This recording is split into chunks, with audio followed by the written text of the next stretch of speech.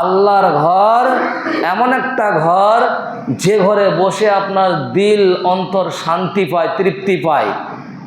এইরকমই আপনি পবিত্র অর্জন করে উজু করে আপনি আপনার বাড়ির বারান্দায় বসেন, আপনার বাড়ির ভিতরে বসেন, বটুখানায় বসেন, যেখানে ব্যবসা করছেন সেখানে বসেন, যেখানে আপনার আরও হয়তো ঘর আছে সেখানে বসেন। সেখানে বসে আপনি এত তৃপ্তি, এত আনন্দ, এত সুখ শান্তি পাওয়া যাবে না। কারণ এটা হচ্ছে আল্লাহর ঘর। পৃথিবীতে সব ঘরকে একই নজরে দেখলে হবে না। আল্লাহর ঘর যেখানে যেখানে ফয়সালা হয়েছে সেখানে সেখানে আল্লাহর ঘর হয়েছে। গোটা সুগর রঘুনাথপুর গ্রামটাই হচ্ছে মসজিদ, গোটা পৃথিবীর মাটিটাই মসজিদ, যেখানে পেচ্ছাপ পায়খানা নোংরা অপবিত্র জায়গা বাদ দিয়ে সারা পৃথিবীর মাটিকেই মসজিদ বলা হয়েছে। এমনি হাদিসে শব্দ এসছে যে 7 জায়গায় স্থানে নামাজ পড়া নিষেধ। আপনার সময় হয়ে গেছে, আপনি আপনার বাগানেই নামাজ পড়ে নেবেন যদি দূর হয়। আপনার সময় হয়ে গেছে, আপনি আপনার ব্যবসার ঘরেই নামাজ পড়ে নেবেন। আপনার সময় হয়ে গেছে, আপনি আপনার মাঠেই নামাজ পড়ে নেবেন। গোটা পৃথিবীর পবিত্র মাটিটাই হচ্ছে মসজিদ। কিন্তু খাস করে যেখানে আল্লাহর ফায়সালা, যেখানে যেখানে মুয়াজ্জিন আজান দিবে, ইমাম ইমামতি করবে, মানুষ নামাজ পড়বে, সাজদা করবে, তেলাওয়াতে কালাম পাক পাঠ করবে, আল্লাহর ঘর যেখানে যেখানে ফায়সালা হয়েছে সেখানেই হবে। গোটা সুগর রঘুনাথপুর গ্রাম জায়গা পড়ে থাকলো, এ জায়গা কাউরি কেনা হোক, কাউরি দান করা হোক, আল্লাহর ফায়সালা ছিল যে গোটা সুগর রঘুনাথপুর জায়গা পড়ে থাকবে, এই জায়গাতে সাজদা হবে, এই জায়গাতে আমার ঘর হবে, আমার মসজিদ হবে। পৃথিবীতে দেখবেন যেগুলি আল্লাহর ঘর, কোরআন ও হাদিস, মসজিদ, মাদ্রাসা, মক্তব, এক কথায় সামাজিক যেগুলো ব্যবস্থা, কবরস্থান, ঈদগাহ, জানাজা শাল ইত্যাদি ইত্যাদি, আমরা এগুলো পৃথিবীতে হেউ তুচ্ছ নজরে দেখি, এদেরকে মূল্যায়ন করতে পারি না। একটা মুরব্বীদের কথা আছে, দাঁত থাকতে যারা দাঁতের কদর বোঝে না, দাঁত হারিয়ে গেলে তখন বুঝতে পারে যে দাঁতের কি মূল্যায়ন। বিশ্ব নবী নবী মুহাম্মদুর রাসূলুল্লাহ সাল্লাল্লাহু আলাইহি সাল্লামের হাদিসের বাণী পাওয়া যায়, আহাব্বুল বিলাদ ইলাল্লাহি মাসাজিদুহা ওয়া আবগাদুল বিলাদ ইলাল্লাহি আসওয়াকুহা। সারা পৃথিবীর মধ্যে সবথেকে বেটার জায়গা, উত্তম জায়গা, ভালো স্থান, ভালো শহর, সেটা হচ্ছে আল্লাহর ঘর।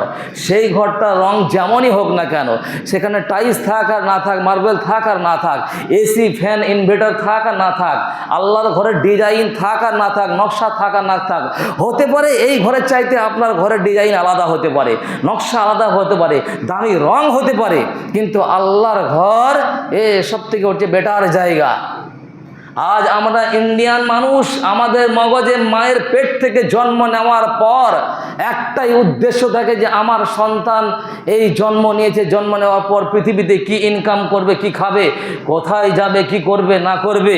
কিন্তু যখন সৌদিতে যাবেন, সৌদি মানুষের উদ্দেশ্য ইন্ডিয়ানের মতো নয়, ওদের মানুষের উদ্দেশ্য আল্লাহর বান্দা আমি, আল্লাহর জমিনে থাকি, আল্লাহর দেওয়া রুজি খাই, আল্লাহর দেওয়া পৃথিবীতে ঘুরে বেড়াই। আগে আমার ঘরের আগে পরের ঘর হবে, কিন্তু আগে আল্লাহর ঘর হবে। যখন আমি ওমরায় গিয়েছিলাম সৌদিতে, খুব নজর করে দেখেছি, একবারে খেয়াল করে, গোটা সৌদিতে আপনি কোথাও পাবেন না মানুষ এত জনসংখ্যা কম, পাহাড় আর পাহাড়, বালির পাহাড়, পাথরের পাহাড়, মরুভূমির দেশ, পানি নেই, বহু দূর দূরান্তে আপনার শহর বা বাজার, শুধু দেখতে পাওয়া যাবে জায়গায় জায়গায় পেট্রোল পাম্প আর আল্লাহর ঘর। গ্রাম নেই, মানুষ নেই, আল্লাহর ঘর করা আছে। তার উদ্দেশ্য, সৌদিতে মানুষের মগজে এটাই ধ্যান ধারণা আছে যে আল্লাহর ঘর আগে পৃথিবীতে হবে, তাহলে কি হবে, মানুষ চলতে ফিরতে উঠতে বসতে যেখানে সময় হয়ে যাবে, মসজিদ নজর পড়বে আল্লাহর ঘরকে, তারা সেখানে সালাত আদায় করবে, কোনো রকমের অসুবিধা হবে না। এমনি তো জমিনে হবেই, কিন্তু সব থেকে একটা ফ্রেশ জায়গা, একটা মসজিদের ইমাম, একটা মাদ্রাসার মুদাররিস, একটা হাই স্কুলের টিচার, একটা ঘরের গার্জিয়ান, অভিভাবক, প্রত্যেকটা দায়িত্বের ডিপার্টমেন্টে যারা রয়েছেন, একটা ব্যাংকের ম্যানেজার, একটা ব্যবসার ম্যানেজার, তাকে আপনাকে সেই ব্যাপারে উন্নতি করতে গেলে, ডেভেলপমেন্ট করতে গেলে, কিছু আগাতে গেলে ওই মান্নাতের আমলের মতন আপনার ধারা ধরে থাকলে হবে না, যোগের হাওয়ার সঙ্গে আপনাকে পরিবর্তন হতে হবে, আর আপনাকে চিন্তা ভাবনা করতে হবে। একটা সংসারের গার্জেন যদি বলে আমার বাপ যেভাবে সংসার চালিয়ে এসছে, যেভাবে চাষ করেছে, যেভাবে আপনার কারবার করেছে ওই রকমই করব, তাহলে চাকাটা আপনার ওখানেই ঘুরবে, পিছন দিকে ঘুরবে, তো আপনার সামনের দিকে ঘুরবে না। সংসারে উন্নতি করতে গেলে বাড়ির গার্জেন, বাপ হোক, দাদু হোক, ভাই হোক, শুধু খাওয়াটাই নয়, পড়াটাই নয়, রুজিটাই নয়, সব ব্যাপারে তাকে নিরিবিলি জায়গাতে আপনাকে ভাবতে হবে। এটা করলে কি হবে, সেটা করলে কি হবে, তারপর করলে কি ঘটতে পারে, তারপর করলে কি ক্ষতি হতে পারে, লাভ হতে পারে, ওই রকম ব্যবসা বাণিজ্য পৃথিবীতে সব কিছু। বিশ্ব নবী মুহাম্মদুর রাসূলুল্লাহ সাল্লাল্লাহু আলাইহি সাল্লাম তিনি কি ব্যবসা করতেন? তিনি দ্বীন ব্যবসা করতেন। দাল ইয়া নুন দ্বীন মানে ধর্ম ব্যবসা। তিনি সব সময় এই চিন্তা ভাবনা করতেন, গৌর ফিকির করতেন, আমার উম্মতে মুহাম্মাদির কি হবে, উম্মতে মুহাম্মাদির কি হবে, কোরআনের কি হবে, হাদিসের কি হবে। মসজিদে হারাম, কাবাতুল্লাহ, আল্লাহর ঘরের পূর্ব দিকে নবীর ঘর, সে ঘরটা আপনার এখন নেই। সৌদিয়া লোক তারা মক্তব করেছে, লাইব্রেরি। সেই ঘরে আল্লাহ রসুল ছেড়ে দিয়ে চলে যেতেন পশ্চিম আকাশে, পশ্চিম দিকে। তখনকার রাস্তা হচ্ছে আপনার 14 কিলোমিটার রাস্তা। এখন আপনার সোজাসুজি রাস্তা হয়ে গেছে পাহাড় পর্বত কেটে তিনি ওই গারে হীরা জাবালে নূর, ওই গারের অপরে তিনি চলে যেতেন। আল্লাহ রসুলের ঘর পবিত্র, আল্লাহ রসুলের ঘর পাকসাপ, তিনিও পাকসাপ, তবুও নিজের ঘরে বসে কেন ধ্যান করতেন না? বাড়িতে এসে কেউ হাঁক মারবে, কেউ ডিস্টার্ব করবে, কেউ আপনাকে ডাকবে, কেউ হাঁকবে, তিনি নিরিবিলি একটা জায়গায় পাহাড়ের পর্বতে গিয়ে সেই গুহার ওপরে চিন্তা ভাবনা করতেন। আমরা যদি বলি কোরআনটা কি, আপনি বলবেন কোরআনের মূল্য আমার কাছে 100 টাকা, নর্মাল পাতায় ইলাম বাজারে পাওয়া যায়। হাদিসটা কি 500 টাকা, মসজিদটা কি এইরকম ঘর, মাদ্রাসা কি এইরকম ঘর, যেগুলো আমাদের সামাজিক, সেগুলো আমাদের যে মূল্যায়ন নেই। আল্লাহ রসুল সাল্লাল্লাহু আলাইহি ওয়াসাল্লাম তিনি ওই পাহাড়ের ওপরে তিনি ধ্যান করতেন। আর আমাদের মা খাদিজাতুল কুবরা রাদিয়াল্লাহু তাআলা আনহা তিনি নিজের বাসস্থান থেকে পায়ে হেঁটে ওই 14 কিলোমিটার রাস্তা, তার মানে আপনার ওই জয়দেব মোড় থেকে এলাম বাজার এতটা রাস্তা পায়ে হেঁটে রসুলের জন্য খাবার নিয়ে যেতেন। আর রাসূলের জন্য ওই পাহাড়টার উপরে চাপতেন। নূর মোহাম্মদ ভাই আমাকে ওই মুহূর্তে একটা কথা বলেছিলেন, শুনুন, আপনি একটা মাদ্রাসার মুদাররিস, হাদিস পড়াচ্ছেন, ওই পাহাড়টাতে আমার আবদার থাকলো আপনার কাছে একবার চাপবেন, একবার নামবেন, আপনাকে আর কিছু করতে হবে না। এটা শরীয়তের ফয়সালা নয়। রসুল যে জায়গাতে বসে ধ্যান করেছে, রসুল যে জায়গাতে বসে দিনের চিন্তা ভাবনা করেছে, রসুল ওই পাহাড়টা পরে চেপে তিনি চিন্তা ভাবনা করতেন, আপনাকেও করতে হবে তা নয়। আপনি একবার চাপবেন, একবার নামবেন। 500 মিটার ফুট উচ্চতা। সৌদি সরকার এখন লিফটের ব্যবস্থা করছে মানুষ দুর্বল হওয়ার কারণে। ওই পাহাড়ের কাছে যেতে গেলে 5 রিয়াল টাকা দিয়ে, সৌদির ইন্ডিয়ান টাকা আপনার মক্কা মদিনা হিসাবে 152-53 টাকা হবে ওই ভাড়া। তার মানে 152-53, একটা কারে 5 জন যাওয়া হবে, 750-800 টাকা ভাড়া মনে করেন ইন্ডিয়ান টাকা। এতটা রাস্তা 14 কিলোমিটার আপনাকে যেতে হবে। আর ফজরের নামাজের পরে পরে আপনি চলে যাবেন সূর্য ওঠার আগে, কারণ পাহাড়ের ওপরে আপনার অক্সিজেনের অসুবিধা হবে, রোদ হবে, গরম হবে, টিকতে পারবেন না, সহ্য করতে পারবেন না। আমরা একটুকু লেট হয়ে গেলে চলে গেলাম পাহাড়ের গায়ে, যাওয়ার পর আমাদের ইমান ফেল হয়ে গেল একটা মাওলানা হয়ে। তাই তো এত উঁচু পাহাড়ে চাপি কি করে, এত সম্ভব নয়।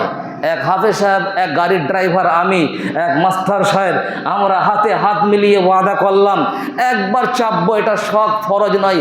রসুল যখন এই পাহাড়ে চাপতে পেরেছেন, আমাদের মা হয়ে, একটা মহিলা হয়ে, একটা মা খাদিজাতুল কুবরা রাদিয়াল্লাহু তাআলা আনহা আল্লাহ রসুলের জন্য এই পাহাড়টার ওপরে ডেলি একবার করে খাবার নিয়ে চাপতেন আর নামতেন। এত কষ্ট করেছেন দিনের স্বার্থে, মাঠের খাবার নয়, কোনো অফিসের খাবার নয়, রসুলের জন্য খাবার নিয়ে যেতেন। আল্লাহ রসুল চিন্তা ভাবনা করতেন চাপতেই হবে, হাতে হাত দিয়ে ওয়াদা করে 1 ঘন্টা 50 মিনিট সময় লাগলো আমার মতন একটা 40 বছরের যুবককে উঠতে। 3 বার রেস্ট নেওয়া হয়েছে, মধ্যস্থলে একবার শুয়ে গিয়েছিলাম, একবার বসে গিয়েছিলাম, একবার লেবু পানি খেয়ে আস্তে আস্তে যখন আল্লাহ রসুল যে জায়গাতে বসে ধ্যান করতেন, ওই জায়গা থেকে পূর্বের দিকে আপনি তাকিয়ে দেখবেন একবারে আল্লাহর ঘর কাবাকে দেখতে পাওয়া যাবে। 1 ঘন্টা 50 মিনিট জীবনকে খেলা করে যখন উঠতে উঠতে লাগলাম, ওঠা হয়ে গেল, তখন চচ্চর করে হাদিস এবার মনে পড়ছে, আমার আল্লাহ মা খাদিজাতুল কুবরা রাদিয়াল্লাহু তাআলা আনহাকে একটা অফার দিয়েছিলেন, হে জিবরিল তুমি আল্লাহ রাসূলের স্ত্রী মা খাদিজাকে সালাম বলে দাও। বলবেন জি সালামটা কি এমন গুরুত্ব, আমরা বলতে পারলাম না সুবহানাল্লাহ। যদি আমি বলতে বলি তখন আপনারা বলবেন।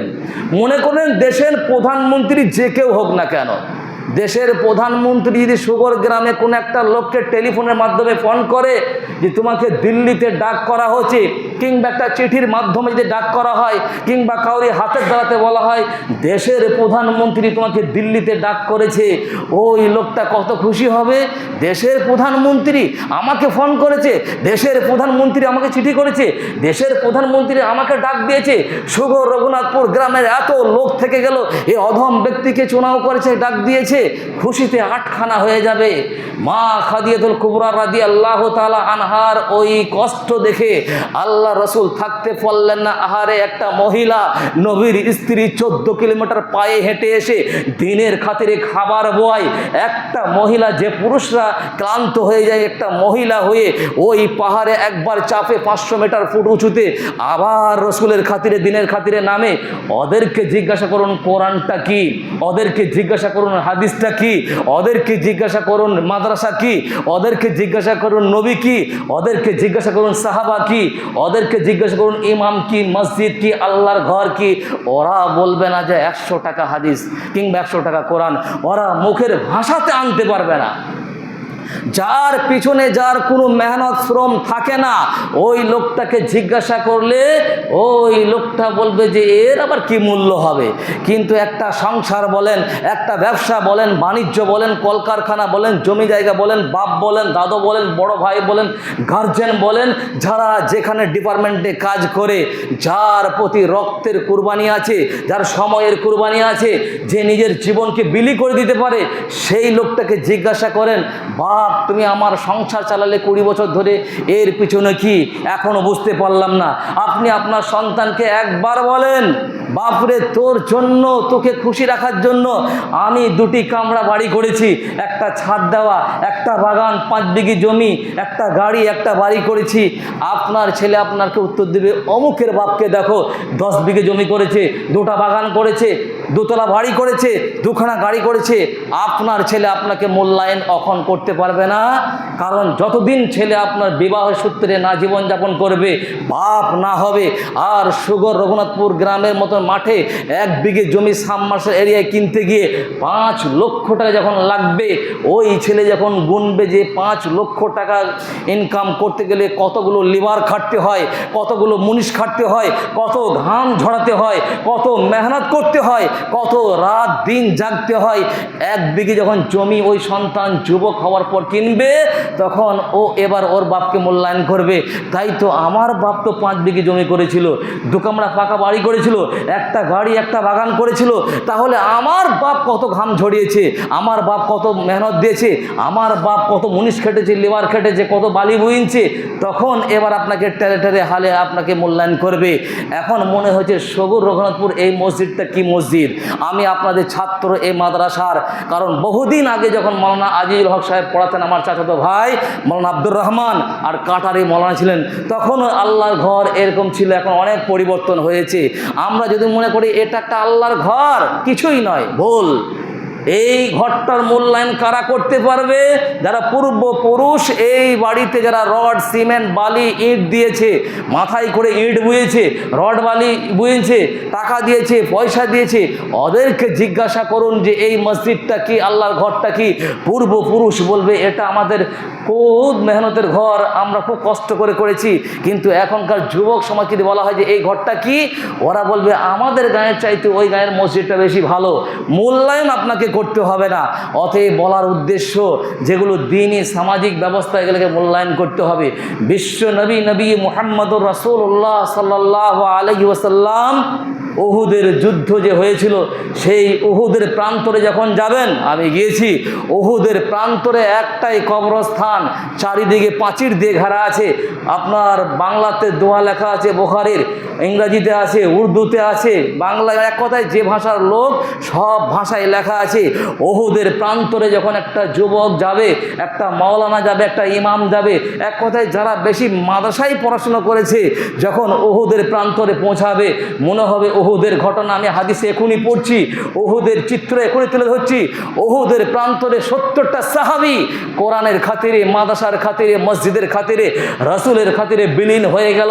নিজের স্ত্রীকে বিধবা করে দিল, নিজের ছেলেকে এতিম করে দিল, তাদের সংসার ব্যবসা সব মাটি হয়ে গেল। একটা জিসিপির গর্তে আপনার 14টা সাহাবী ভরা আছে, আর একটা গর্তে আপনার 56টা সাহাবী ভরা আছে।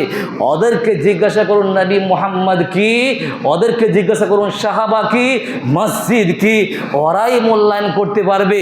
এক কথায় পৃথিবীর বুকে যারা আপসে পেয়ে যায়, বিনা মেহনতে পেয়ে যায়, বিনা শ্রমে পেয়ে যায়, সেটা আর মূল্যায়ন করতে পারে না। আমরা খুব আরামের সঙ্গে হাদিস পেয়ে গেছি, খুব আরামের সঙ্গে কোরআনের কারিম পেয়ে গেছি, খুব আরামের সঙ্গে মসজিদ পেয়ে গেছি, নবীর নাম পেয়ে গেছি, সাহাবাদের ইতিহাস পেয়ে গেছি, ইসলাম ধর্ম আমরা খুব আসানে পেয়ে গেছি। এই জন্য ইসলাম ধর্মটা আমাদের কাছে ফেলনা হয়ে যায়।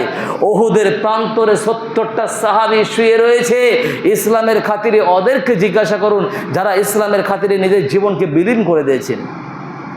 আহাব্বুল বিলাদি ইলাল্লাহি মাসাজিদুহা ওয়া আবগাদুল বিলাদি ইলাল্লাহি আসওয়াকুহা। আল্লাহ রাসূল বললেন সারা পৃথিবীর মধ্যে সবথেকে বেটার জায়গা, ভালো জায়গা মসজিদ।